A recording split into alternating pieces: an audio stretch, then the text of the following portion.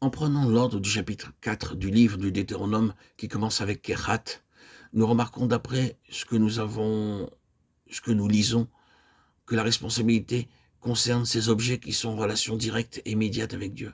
Il est question des objets situés à l'intérieur, l'arche, la table, le chandelier, l'autel, les vases et le voile.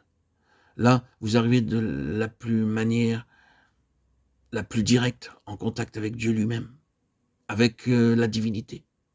Car si vous regardez de plus près, vous constaterez qu'ici vous êtes en relation avec les personnes divines, le Père, le Fils et le Saint-Esprit.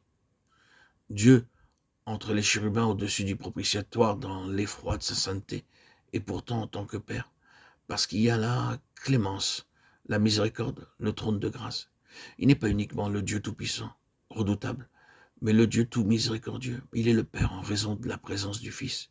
Et le terme même Père n'a aucun sens s'il n'y a pas d'enfant. Le Fils est là.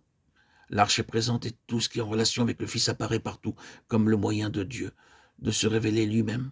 Ou nous le formulerons de manière plus exacte en disant la manifestation de ce que Dieu est comme étant dans le Fils. Le Saint-Esprit est là, dans l'huile et dans la lumière, et dans cet élément intangible qui, cependant, est la puissante influence de l'ensemble.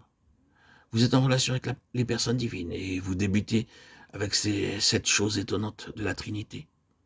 Ceci peut être illustré par notre propre constitution, puisque créé à l'image de Dieu, il semble que ce soit la plus profonde explication ou interprétation de la déclaration sur l'homme, fait à l'image et à la ressemblance de Dieu.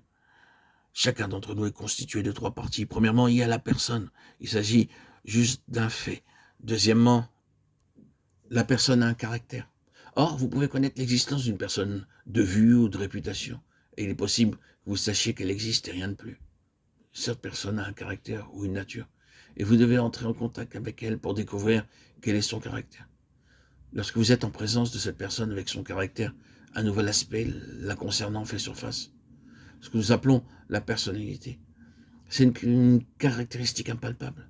Mais vous connaissez la personne et le caractère de cette personne par la personnalité qui transparaît et vous influence. De la même manière, nous avons le Père, le Fils, le Saint-Esprit. Le Père est la grande personne. Le Fils est le caractère de cette personne.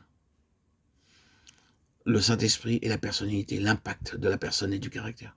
Ici, dans l'endroit le plus secret, vous avez affaire à la personne, le caractère et l'influence de la divinité, les personnes divines. Kehat est appelé en responsabilité dans cette relation. Et c'est ce qui explique pourquoi nous avons cette déclaration additionnelle au verset 32 du chapitre 3.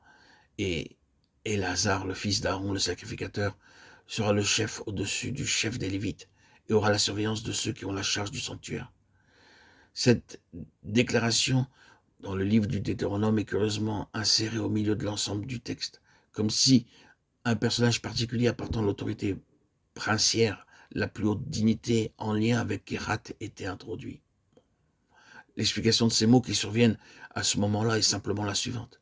Qu'ici vous touchez aux choses les plus profondes, les plus élevées, les plus sacrées, les plus solennelles, vous vous trouvez dans l'endroit le plus intime.